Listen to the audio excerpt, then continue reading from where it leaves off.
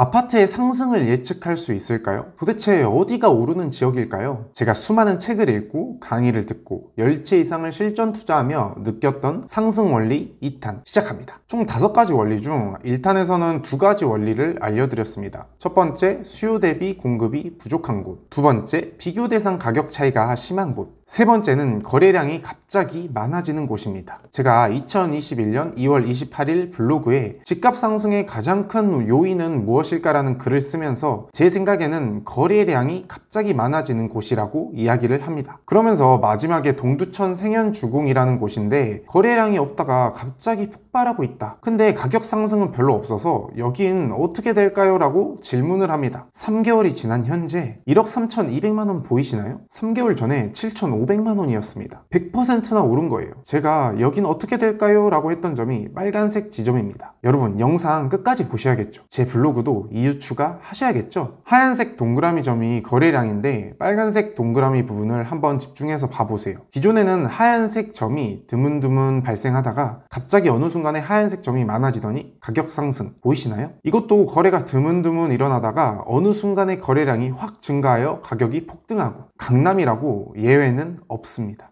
여러분 패턴 파악하셨나요? 몇 년 동안 비슷한 거래량을 보이다가 갑자기 2-3달 동안 거래량이 많아지고 가격이 상승하고 있습니다. 합리적으로 생각하면 당연한 원리이긴 합니다. 어떤 이슈 때문에 매수자 문의가 많아지고 물량 해소가 된 이후에 폭발적으로 가격이 상승한다. 그런데 이게 주식과 다른 점은 부동산은 정적인 시장이기 때문에 물량 해소 시간이 2-3달 정도 걸린다는 것이에요. 이때 내가 들어갈 수 있다면 수요 공급, 정부 정책, 시장 예측, 아파트 가치 모두 다 반영해서 우리가 모두 다 분석해서 아파트 사지 않나요? 모든 이슈를 대변한 것이 거래량인 것이죠. 부동산 지인이라는 앱 들어가면 거래량 탑 지역을 볼 수 있습니다. 이런 지역은 관심 가져봐도 좋을 것 같아요. 네 번째는 전세가율이 올라가는 곳입니다. 전세가율은 전세가의 매매가를 나눈 것을 의미합니다. 예를 들어 전세가가 7천만 원에 매매가가 1억 원이면 전세가율은 7천만 원에 1억 원을 나눈 70%인 거예요. 이 상황에서 전세가 8천만 원이 되면 80%가 되는 것이고 9천만 원이 되면 90%가 되는 것이죠. 즉 전세가율이 높다는 것의 의미는 매매가와 전세가 차이, 갭 차이가 조금 나서 투자하기 용이한 상황이라는 것입니다. 하지만 여러분 여기서 조심해야 될 것이 있습니다. 전세가율이 높다는 것은 시세가 높아지기 어렵기 때문에 매매보다는 전세 살고자 하는 수요가 많기 때문일 수도 있습니다. 가격이 안 올라가니까 투자하기는 싫은데 살기는 좋아서 전세로 살아서 전세 가격만 높아지는 곳일 수 있는 거예요.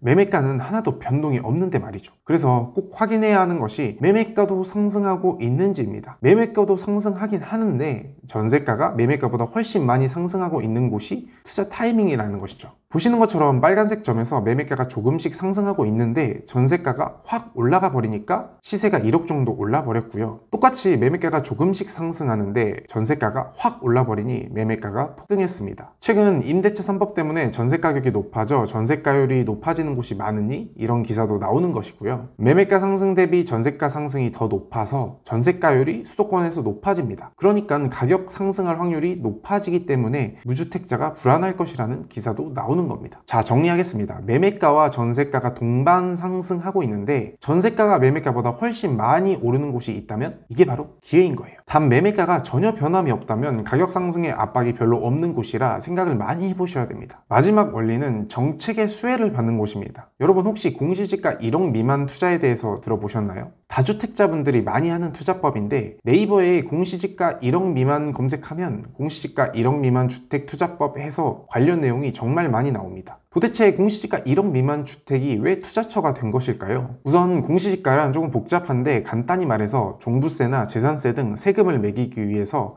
매년 국토부에서 발표하는 가격이며 실제 시세의 70에서 80% 정도로 형성이 되고 있습니다. 2020년 7월 10일에 부동산 대책이 하나 발표가 되는데요. 주택을 매입할 때 내는 세금인 취득세가 개정이 되었습니다. 어떻게 개정이 되었냐면 다주택자가 되는 순간 취득세율이 폭등합니다. 한 해에 1, 2, 3주택 취득세율이 1에서 3% 정도였는데 법이 개정되어서 2주택이 되는 순간 취득세가 8%, 3주택자가 되는 순간 취득세가 12%가 되어버렸습니다. 다주택자가 3억 원 아파트 매입하면 1%에서 300만 원 정도 내던 것이 12%가 되어 3,600만 원 낼 수도 있게 되어버린 것이죠. 그러니까 다주택자들은 주택을 매입하지 못하고 있었는데 공시지가 1억 이하 주택은 예외로 주택수에 포함되지 않아 무한대로 소유해도 취득세 폭탄을 맞지 않게 됩니다. 그러니까 1주택 이상을 가진 사람들이 야 여기다 하고 공시지가 1억 원 미만인데 곧 재개발될 가능성이 높은 지역들 빌라들 위주로 매입하기 시작합니다. 주택수에 포함되지 않으니 여러 물건을 매입해도 세금적으로 불리하지 않은 것이죠. 그래서 1주택자나 다주택자들에게 안성맞춤 투자처가 됩니다. 정책이 발표되고 얼마 있지 않아 매입하신 분들은 적게는 몇천, 많게는 억대 버신 분들도 많아요. 그래서 세금 공부해야 되고 발표되는 정책들에 신경을 곤두서야 하는 겁니다. 지금까지 시세 상승을 예측할 수 있는 총 5가지 원리에 대해 말씀드렸습니다. 이를 기반으로 최근 투자한 안성공도읍을 분석해보면 수요 대비 공급이 부족하진 않았습니다. 하지만 비교 대상인 평택이 2억 오르고 바로 옆 신축이 1억 오를 동안 제가 투자한 구축은 하나도 오르지 않아서 따라갈 가능성이 높다고 판단했고, 매매가가 2에서 3천만 원 정도 오를 동안 전세가가 1억 올라버려서 2천만 원 정도로 갭 투자하기 좋은 상황이었습니다. 거기에 정책으로 인해서 공시지가 3억 원 미만은 양도세 중과 배제되는 지역이라서 세금적인 혜택을 누릴 수 있어 다주택자가 투자하기 좋은 환경이었습니다. 이런 현상들 때문에 안성이 전국 거래량 상승률 2위를 기록하고 있었습니다. 그래서 저는 투자 타이밍이라고 판단했고 투자했습니다. 어떤가요 여러분? 다들 이 정도는 분석하고 투자하시죠? 좋아요, 구독, 알림 설정하고 진짜 돈 벌어봅시다. 안녕.